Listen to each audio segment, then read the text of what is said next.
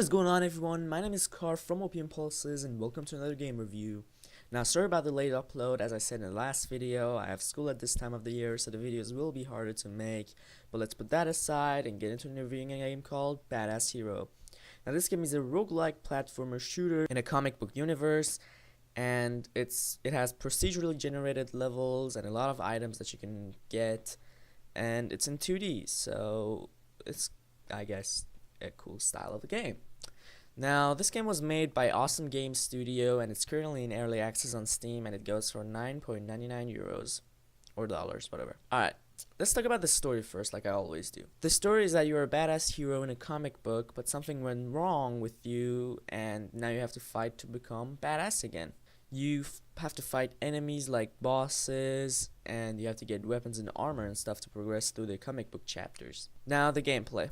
This time I'm going to start with the controls for various reasons. You go left with A, you go right with D, you jump with either W or spacebar, you go down a platform with S, you aim and shoot with your mouse, obviously. You dash with the right mouse button, you use your grenade with Q, your superpower with E, and you pull up the map with tab. Now, there are many enemies and bosses and mini-bosses, and when you progress through a comic, you get ink drops which you can spend on buying items from the shop that will help you fight through the bosses, I guess. And these shops appear in the second chapter, pretty sure. And once you start the run, you start getting experience by shooting enemies and killing them. And once you die, all of that experience goes into leveling you up. And when you level up, you get skill points which you can spend on upgrading your hero by either giving him more health, upping the grenade drop chance, or just making it so enemies drop health drops when they die. Now, speaking of upping your hero, you can also customize him, and that's pretty cool in my eyes,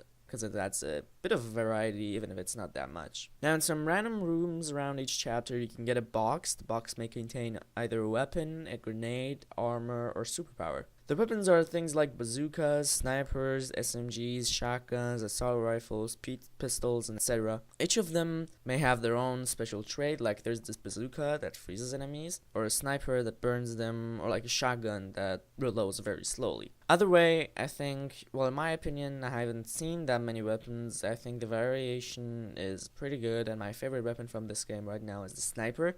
You can kill like 2 or 3 enemies with it just by lining it up. It's awesome. Now, the grenades that you might get also have a special trait or just do more damage. The special trait may be like freezing or burning or something like that. Now, the armor is something I really like. The armors you can get can each have their own special traits and or not have that, but they have more armor overall. For example, one of the armor pieces I like gives you the ability to not take damage while dashing, which reminds me of Enter the Gungeon, also a roguelike game that I love. Also, I might compare this game to Enter the Gungeon. The superpowers are like active items you can get in Enter the Gungeon. They can do different things like freeze the enemies or stop time. I actually haven't gotten any other superpower other than those, because the game is pretty difficult and I can barely get past the first chapter. But I'm getting pretty used to the controls, I guess.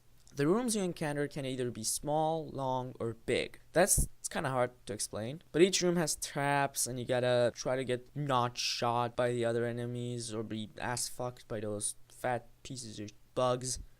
I hate those things, but also love them because they explode. And gameplay wise, I think the enemies and items and stuff make the game a lot of fun. Now, let's talk about graphics. I know this game isn't crisis level or whatever, but the graphics and the whole comic book settings makes the game pretty fun, and it makes a lot of things in the game make sense, like the superpower and the bosses. And I think that's pretty clever, to be honest. The graphics, while cartoony, are pretty good looking, and they don't really hurt my eyes like some other games in this style of games, and I think they got it right, to be honest. Now, the settings are just like any other 2D game with basic graphics settings and sound settings, and that's to be expected from a 2D game. Now, do I think you should buy this game? I do. Of course I do. The game is pretty addicting and it pisses you off when you lose, but you still want to keep playing, and I like that. I think the game is worth the $10 or euros or whatever currency you use. It also has very high ratings on Steam, so if you don't take my word for it, take the words of the other people who played it and recommended it. Well, that's it for this video. Hope you guys enjoyed. Be sure to stay tuned for another video next week, most likely. And yeah, I'll see you guys in the next video.